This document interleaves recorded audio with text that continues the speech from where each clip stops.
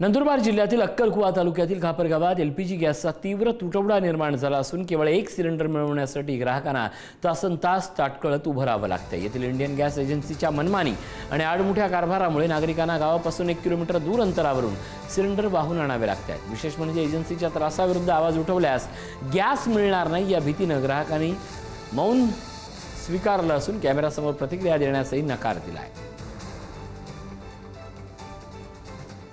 नंदुरबारमध्ये घरगुती gas cylinder 29 रुपयांनी महाग झालाय। नंदुरबारच्या ग्रामीण भागातील गृहिणींचं बजेट यामुळे कोलमडलंय। नंदुरबारमध्ये सिलेंडर 954 रुपये 50 पैशांवर आलाय। एलपीजी दरवाढीचा सर्वसामान्यांना फटका बसलाय। पेट्रोल डिझेल नंतर आता गॅसही महाग झालाय। केंद्र सरकारकडे दरकपातीची मागणी करण्यात आली आहे। गॅस सिलेंडरच्या वाढत्या किमतीमुळे गृहिणींमध्ये नाराजी पसरली आहे। सिलेंडरचा भाव वाढवून टाकला। पहिले 900-950चा सिलेंडर होता, आता तो भाव वाढवला ना। आता कसं काय करायचं? आम्ही हातमजुरीवर 1000 रुपये रोजवाले माणसं आहेत, तर कसं काय करणार आहे? आम्ही घराचं भाडं भरणार का सिलेंडरचं बाय करणार?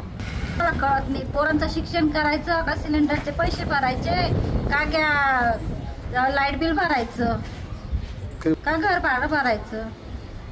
करायचं तरी काय आम्ही?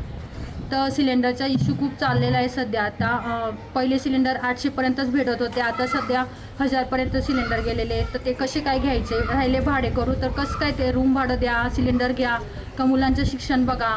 आणि राहिलं सिलेंडरचं तर रोजच आपल्याला सिलेंडर गॅस हा आपला उपयुक्त आहे। तर स्वयंपाक कसा करायचा? आणि नॉनलेला राहिला तरी पण 3 महिन्यापर्यंत तो भेटत नाही। भेटलेला असल्या तर ब्लॅकमध्ये घ्यावा लागतो। तर त्यामुळे आमचा हा इश्यू आहे की सिलेंडर आम्हाला टायमावर भेटवायला पाहिजे आणि थोडा त्याचा भाव म्हणजे सिलेंडरचं जे हे ते थोडं कमी करायला पाहिजे सरकार। आम्हाला मेन मुद्दा म्हणजे सिलेंडरची किंमत कमी झाली पाहिजे। सिलेंडरची भाव आज तुम्ही वाढवून दिलेले, आम्ही कसं काय करायचं, काय करायचं? त्याच्यामुळे आम्हाला सिलेंडरची किंमत कमी करून पाहिजे आणि कमर्शियल पण आम्हाला अवेलेबल पाहिजे। हे लवकरात लवकर करायला पाहिजे सरकारने। आमची विनंती मान्य करायला पाहिजे, हीच माझी विनंती सरकारकडे।